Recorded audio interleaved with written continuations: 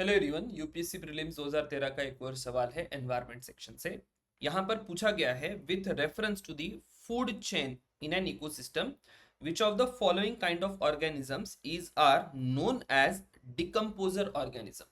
Options में दिए हैं virus, fungi, bacteria. Correct answer यहाँ से आपको अगर चूज करना होगा तो देखिए वायरस डिकम्पोजिशन का काम नहीं करते, एज सच उनका कोई बहुत ज्यादा इन्वॉल्वमेंट आपकी फूड चेन में नहीं होता।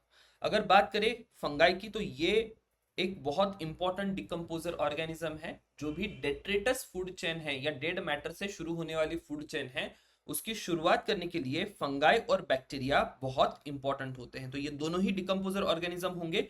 तो यहां पर आपका करेक्ट आंसर जो हो जाएगा वो होगा ऑप्शन बी 2 और 3। फाइन, तो बेसिक सा सवाल था, कोई बहुत ज्यादा इसमें आपको नॉलेज की भी जरूरत नहीं है या बहुत ज्यादा एनालिसिस की भी जरूरत नहीं है। एक बेसिक बेसिक अंडरस्टैंडिंग आपकी एनसीईआरटी की भी अगर होगी या एनवायरनमेंट की होगी तो you will be in a position कि आप इसका आंसर आइडेंटिफाई कर ले।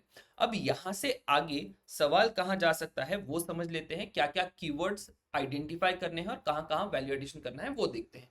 कीवर्ड अगर आइडेंटिफाई करने होंगे तो सबसे पहला कीवर्ड आपको यहाँ पर समझ में आ जाना चाहिए, that is detritus food chain. अब ये डेट्रिटस फूड चेन आपको कहीं भी क्वेश्चन में मेंशन करते हुए नहीं दिखाई देगा, ठीक है। तो मैं क्वेश्चन में नहीं लिखा है, लेकिन आपको ये अंडरस्टैंडिंग डेवलप करनी पड़ेगी कि ये फूड चेन कौन सी है। तो ये this is detritus food chain. तो मैं ये देख लूंगा कि डेट्रिटस फूड चेन एग्जैक्टली होती कैसे है। अब इस डेट्रिटस फूड चेन की शुरुआत करने वाले सबसे पहले ऑर्गेनिज्म जो होते हैं they are decomposer organism. Fine, और मुझे ये देखना पड़ेगा कि ये डिकम्पोजर ऑर्गेनिजम्स कौन कौन से होते हैं। तो उसमें बाय एंड लार्ज फंगाई और बैक्टीरिया की बात होगी। तो मैं क्या करूंगा, फंगाई और बैक्टीरिया का एक तो डेट्रेटस फूड चेन में एग्जैक्ट रोल क्या है और ओवरऑल इकोलॉजिकल रोल क्या है वो भी समझ लूंगा। अब इससे भी एक इंपॉर्टेंट सवाल पूछा जा सकता है, जो कि ये होगा कि अगर आप इकोसिस्टम में से डिकम्पोजर्स को हटा दे तो आपकी इकोसिस्टम के ऊपर उसका इम्पैक्ट क्या होगा। क्योंकि ये डेटाबेस फूड चेन कोई बहुत ज्यादा ऐसा कॉम्प्लेक्स कॉन्सेप्ट तो है नहीं कि आपको समझ में नहीं आएगा। बेसिक बेसिक सवाल तो ऑलरेडी पूछ लिया गया है। तो फिर अगर आगे मुझे इसके ऊपर टफ क्वेश्चन पूछना होगा तो I will go forward to this. I will say कि डिकम्पोजर्स को हटा दीजिए और फिर बताइए इकोसिस्टम कैसा होगा, क्या क्या चैलेंजेस होंगे। सो शुरू करते हैं। वैल्यू एडिशन क्या क्या करनी है, तो सबसे पहले डेट्रेटस फूड चेन के बारे में आपको समझना होगा। तो एवरीवन नोज डेड मैटर से जो भी एनर्जी का फ्लो शुरू होता है उसको हम लोग कहेंगे कि ये डेट्रेटस फूड चेन है। अब इस डेट्रिटस फूड चेन के कंपोनेंट्स क्या क्या है वो भी आपको ध्यान में रखने होंगे। तो सबसे पहला डेट्रिटस यानी डेड मैटर या ऑर्गेनिक मैटर जो भी है, एनिमल और प्लांट का जो भी ऑर्गेनिक मैटर होता है सरफेस के ऊपर, सॉइल सरफेस के ऊपर या किसी भी इकोसिस्टम में, उसको हम लोग कहेंगे कि ये डेट्रिटस है। अब इस डेट्रिटस को सबसे पहले डिकम्पोज करने वाले ऑर्गेनिज्म जो होते हैं उनको हम लोग डिकम्पोजर्स कहेंगे। अब ये डिकम्पोजर्स कौन कौन होंगे, तो फंगाई और बैक्टीरिया ये इंपॉर्टेंट डिकम्पोजर्स आपकी इकोसिस्टम के हैं। नाउ यहाँ पर एक और थोड़ा सा डिफ्रेंसिएशन हो सकता है आपके पाथवे में। कई बार क्या होगा कि मान लीजिए कोई एक डेड एनिमल यहाँ पर पड़ा हुआ है किसी सरफेस के ऊपर या किसी इकोसिस्टम में, तो डायरेक्टली इसका डिकम्पोजिशन भी हो सकता है, ठीक है। डिकम्पोजिशन कौन करेगा, तो डिकम्पोजर्स डिकम्पोजिशन करेंगे, या इस डेड एनिमल को कंज्यूम करने वाले भी कई सारे एनिमल्स होते हैं जिनको हम लोग कहेंगे कि ये स्कैवेंजर्स है। स्कैवेंजर कौन कौन हो सकते हैं, अगर बर्ड्स की बात करें तो आपके जो गिद्ध होते हैं वो स्कैवेंजर्स का काम करते हैं। आउल्स होते हैं स्कैवेंजिंग का काम करते हैं। अदर देन दैट जो भी आपके जेकाल्स वगैरह होते हैं वो भी स्कैवेंजिंग का काम करते हैं। सो इस प्रकार के जो एनिमल्स है वो भी इस फूड चेन का हिस्सा हो सकते हैं, ठीक है। तो दो पाथवेज यहाँ पर आपको ध्यान में रखने होंगे। एनिमल्स अगर डेड है तो उसको डिकम्पोज भी किया जा सकता है बैक्टीरिया और फंगाई के द्वारा, या कुछ स्कैवेंजर्स भी उसके ऊपर फीड करेंगे, ठीक है। तो यहां पर मैंने स्कैवेंजर्स की बात नहीं करी क्योंकि आगे कहीं ना कहीं उसका रेफरेंस आएगा। We will limit our discussion mostly to decomposers. तो फंगाई और बैक्टीरिया के ऊपर आपको यहाँ पर ध्यान देना होगा। उसके बाद कुछ एक डेट्रीवर एनिमल्स भी होते हैं। अब ये डेट्रीवर्स कौन कौन है, अर्थवर्म्स हो सकते हैं, बीटल्स हो सकते हैं। तो ये भी आपके डेड मटेरियल को कंज्यूम करने का काम करते हैं। यहाँ पर मैंने फ्लो चार्ट दिया है कि किस प्रकार से ये फूड चेन वर्क करती है। तो देख सकते हैं बेसिक बेसिक फूड चेन आपको यहाँ पर दिखाई देगी। अब एक इंपॉर्टेंट चीज यहाँ से निकल कर आती है कि ये जो डेट्रिटस फूड चेन है इसका इकोसिस्टम में इंपॉर्टेंस क्या है। तो अगर आप इसके इकोसिस्टम की इंपॉर्टेंस की बात करें तो सबसे पहला और बहुत ज्यादा इंपॉर्टेंट इसका रोल होगा, दैट इज न्यूट्रिएंट साइकिलिंग। यहाँ पर भी क्वेश्चन बन सकता है कि ये न्यूट्रिएंट साइकिलिंग में क्या क्या इन्वॉल्व होता है, तो उसका एक पार्ट जो है न्यूट्रिएंट रिसाइकलिंग का, that will be detritus food chain.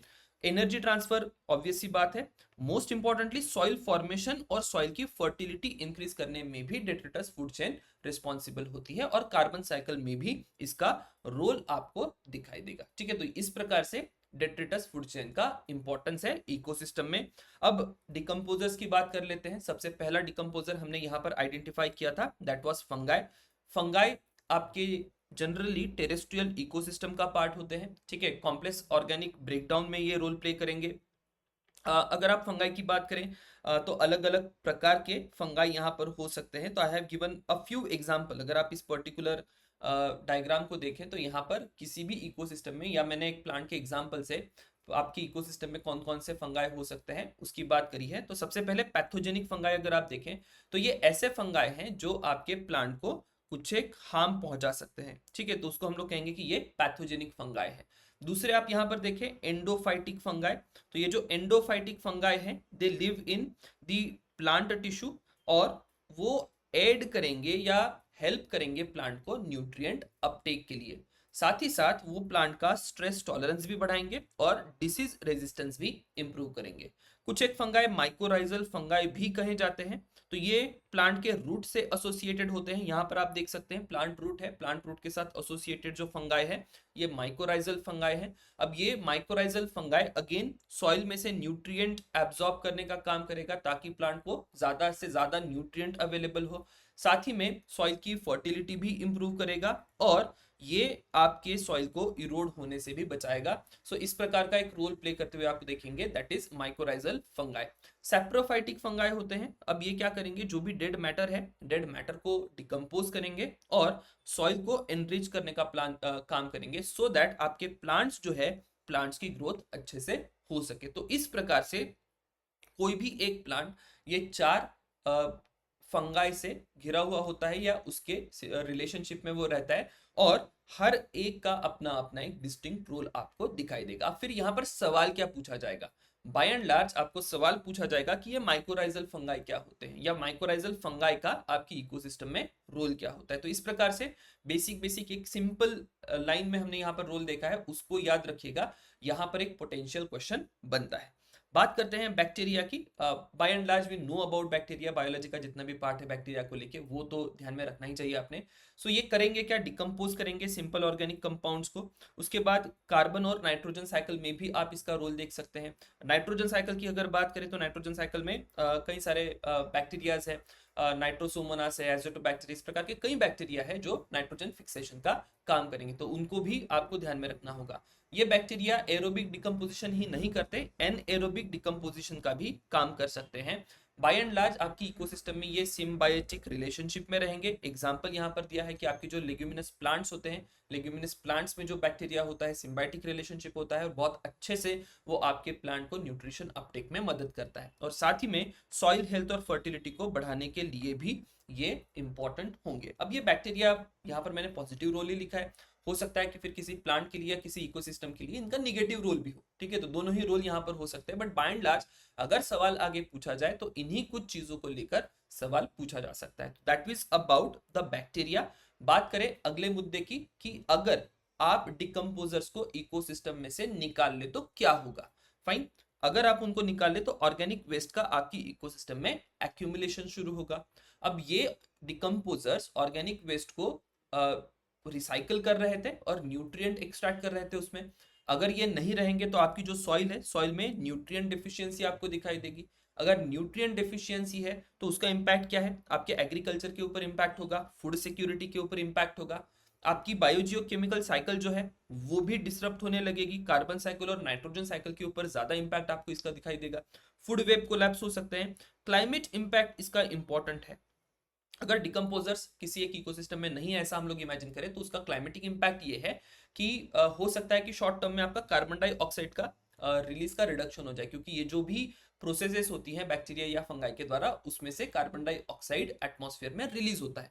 लेकिन अगर ये बैक्टीरिया नहीं है तो यहाँ पर हो सकता है कि एनोरोबिक कंडीशंस डेवलप होके मीथेन का लॉन्ग टर्म में रिलीज एटमॉस्फेयर में हो, और ये अब हमारी इकोसिस्टम के लिए या ओवरऑल क्लाइमेट के लिए एक डेंजरस कंडीशन हो सकती है। तो ये भी एक पोटेंशियल वे हो सकता है क्वेश्चन पूछे जाने का। ठीक है, तो ये रहा डिकम्पोजर्स के ऊपर जो क्वेश्चन था यूपीएससी प्रीलिम्स 2013 का, उसके ऊपर हमने कुछ एक डिस्कशन करा। अगले क्वेश्चन में मिलते हैं इसी प्रकार के डिस्कशन के लिए। Thank you everyone.